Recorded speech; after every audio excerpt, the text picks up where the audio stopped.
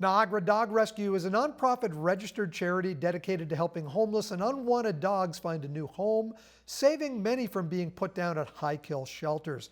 Volunteers Dianna, Cartmell, and Kathy Legault join us, along with Flash, to talk about a fundraiser coming up on September 10th. Dianna, let's talk about Flash, first of all. I can't ignore this beauty who's sitting here with us.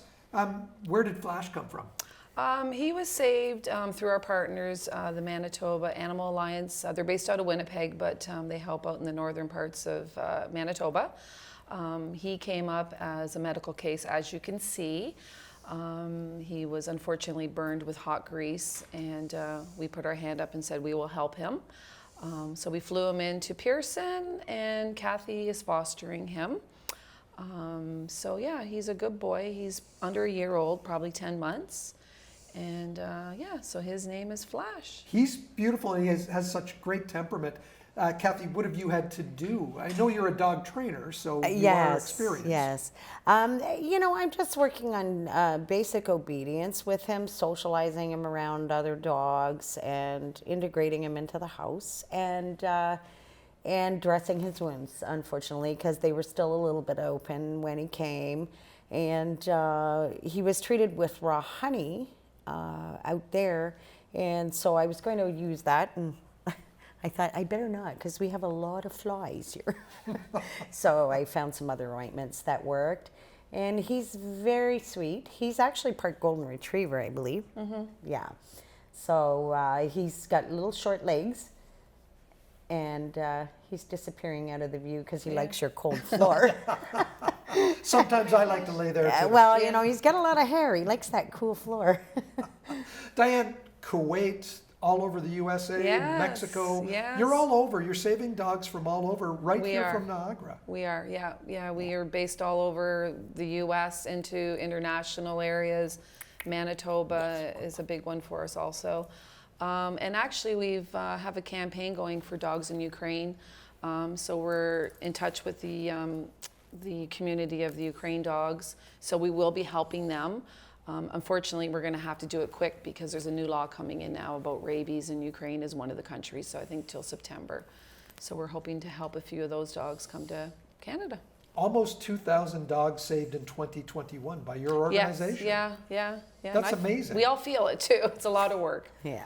A lot of work. Now, you told me that you just got back from Kentucky this morning? Early yesterday morning. Wow. Yeah. So myself and another volunteer, Gisela, we drove from Niagara straight through to Kentucky. We had 3 stops and picked back 13 dogs. They were all adopted, and got back yesterday around 9 a.m. Time the dogs went to their adopters. I think I got home around noon. Last weekend, before that, I was in the Carolinas. We brought dogs back from the Carolinas. Yeah. Do you reach a point when you're out there and you're seeing what's happening to some of these dogs, for instance, Flash being burned?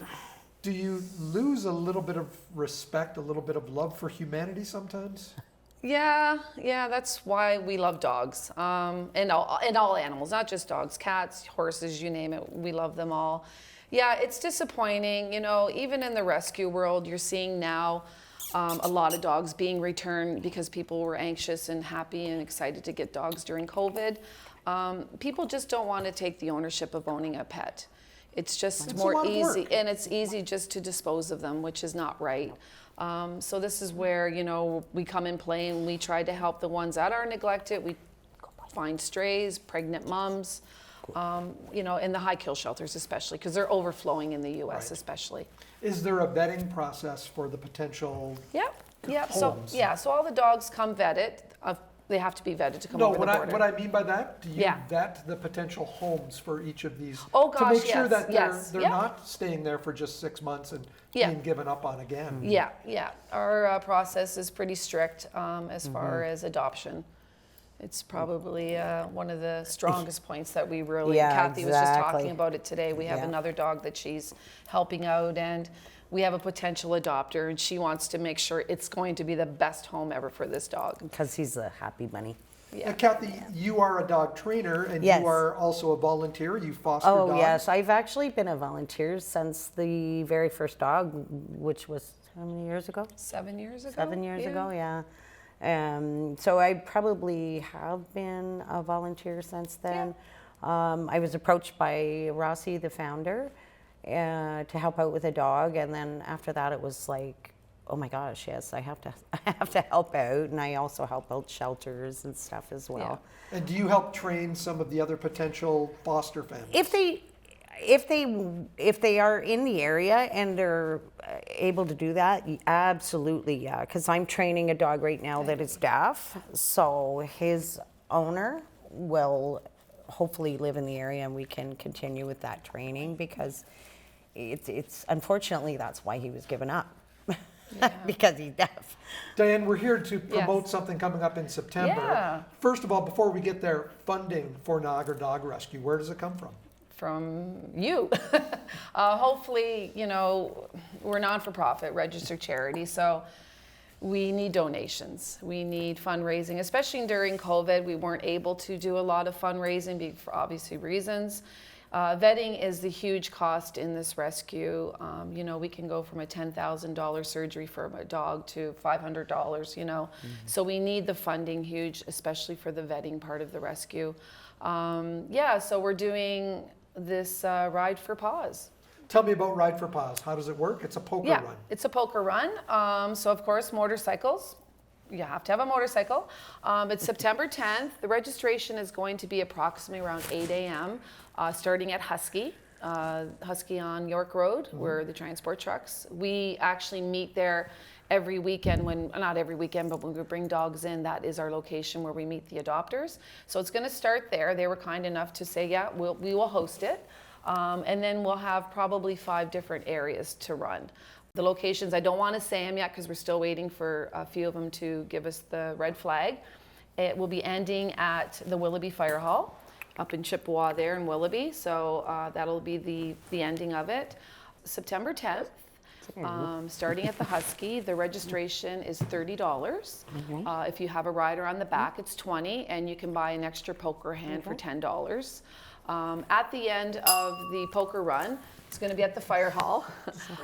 We're going to have a barbecue going on and a band.